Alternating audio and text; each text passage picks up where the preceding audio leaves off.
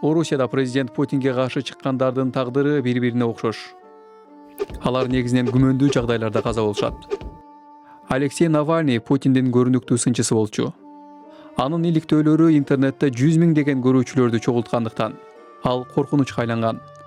Анын Сибирдеги абакта капысынан каза болушу тууралуу кабар дүйнө жүзүндө башкы жаңылыктардын бири болду.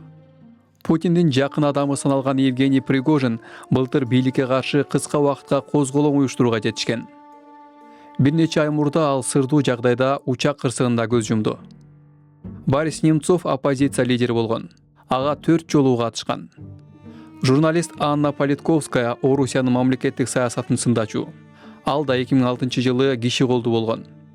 КГБнын мурунку агенти Александр Литвиненко Путиндин сынчысы эле.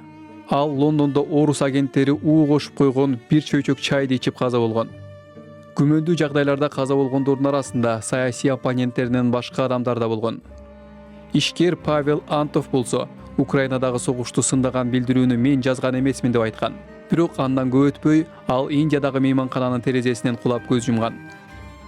Украинадагы согушту сындап чыккан олигарх Равиль Маганов болсо, Москвадагы оорукананын терезесинен түшүп кетип каза болгон. Кремль аталган өлтүрүүлөргө тиешеси жоктугун айтып келет.